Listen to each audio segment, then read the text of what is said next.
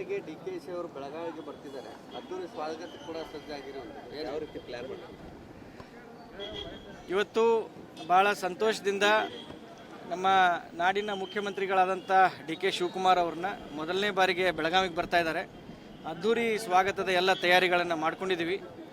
ಇಷ್ಟು ದಿವಸ ಮುಂದಿನ ಮುಖ್ಯಮಂತ್ರಿ DK ಶಿವಕುಮಾರ್ ಅಂತ ಬ್ಯಾನರ್ ಹಾಕ್ತಾ ಇದ್ವಿ.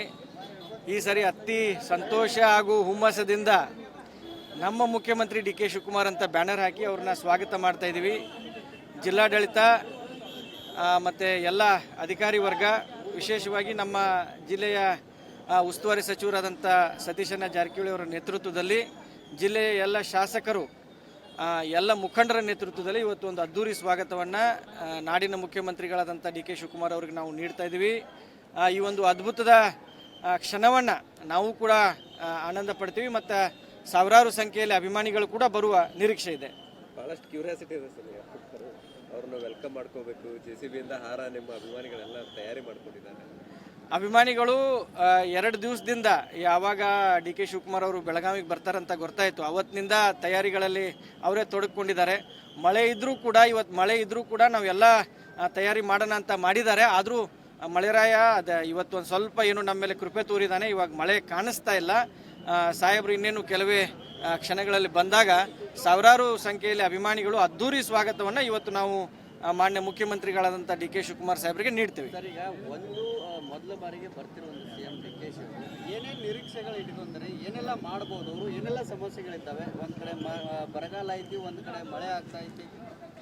ನೋಡಿ, ಮಾನ್ಯ ಮುಖ್ಯಮಂತ್ರಿಗಳು ಕಳೆದ 30 ದಿನಗಳಿಂದ ಕಾಲಿಗೆ ಚಕ್ರ ಕಟ್ಟಿಕೊಂಡು ಹಗಲು ರಾತ್ರಿ ರಾಜ್ಯದ ಕೆಲಸ ಮಾಡ್ತಾ ಇದ್ದಾರೆ, ಜನರ ಸೇವೆ ಮಾಡ್ತಾ ಇದ್ದಾರೆ. ವಿಶೇಷವಾಗಿ ಬೆಳಗಾವಿ ಜಿಲ್ಲೆ ದೊಡ್ಡ ಜಿಲ್ಲೆ, 18 ಮತಕ್ಷೇತ್ರಗಳನ್ನು ಒಳಗೊಂಡಂಥ ಒಂದು ದೊಡ್ಡ ಜಿಲ್ಲೆ. ನಮಗೆ ಸಾಕಷ್ಟು ನಿರೀಕ್ಷೆಗಳಿದ್ದಾವೆ. ಮಾನ್ಯ ಮುಖ್ಯಮಂತ್ರಿಗಳು ಇವತ್ತು ಬೆಳಗಾವಿ ಜಿಲ್ಲೆಗೆ ಸಾಕಷ್ಟು ಘೋಷಣೆಗಳನ್ನು ಮಾಡ್ತಾರೆ. ಬೆಳಗಾವಿ ಜಿಲ್ಲೆಯ ಅಭಿವೃದ್ಧಿ ಸಲುವಾಗಿ DK ಶಿವಕುಮಾರ್ ಅವರು ಸಾಕಷ್ಟು ನಮಗೆ ಸಹಾಯ ಮತ್ತು ಅನುದಾನವನ್ನು ಕೊಡ್ತಾರಂತ ಸಾಕಷ್ಟು ನಿರೀಕ್ಷೆಗಳಿದ್ದಾವೆ. ಎಲ್ಲ MLAಗಳು ಕ್ಷೇತ್ರವಾರು ತಮ್ಮ ಬೇಡಿಕೆಗಳನ್ನು ತಯಾರಿ ಮಾಡ್ಕೊಂಡಿದ್ದಾರೆ, ಪಟ್ಟಿಗಳನ್ನು. ಅದನ್ನು ಇವತ್ತು ಎಲ್ಲ ಮಾನ್ಯ ಮುಖ್ಯಮಂತ್ರಿಗಳಿಗೆ ಅವರು ಮನವಿಗಳನ್ನು ಸಲ್ಲಿಸ್ತಾರೆ. ನಾವು ನಮ್ಮ ಬೆಳಗಾವಿ ಗ್ರಾಮೀಣ ಮತಕ್ಷೇತ್ರದ ಪರವಾಗಿ ಲಕ್ಷ್ಮೀ ಹೆಬ್ಬಾಳ್ಕರ್ ಅವರ ನೇತೃತ್ವದಲ್ಲಿ ನಾವು ಕೂಡ ನಮ್ಮ ಮನವಿಯನ್ನು ತಯಾರು ಮಾಡ್ಕೊಂಡಿದ್ದೀವಿ, ನಾವು ಕೂಡ ಸಲ್ಲಿಸ್ತೀವಿ. ಒಟ್ಟಾರೆಯಾಗಿ ಬೆಳಗಾವಿ ಜಿಲ್ಲೆಗೆ DK ಶಿವಕುಮಾರ್ ಅವರು ವಿಶೇಷವಾದಂಥ ಪ್ಯಾಕೇಜನ್ನು ಘೋಷಣೆ ಮಾಡ್ತಾರಂತ ನಮಗೆ ಭರವಸೆ ಇದೆ. ಸರ್, ಈಗ ಒಂದೇನಂತಂದ್ರೆ DK ಶಿವಕುಮಾರ್ ಖುಷಿಯಾಗಿದ್ದಂತೂ ಸಾಕಷ್ಟು ಎಲ್ಲರೂ ಇಡೀ ಜಿಲ್ಲೆ ಜನರಿಗೆ ಖುಷಿಯಾಗಿದೆ.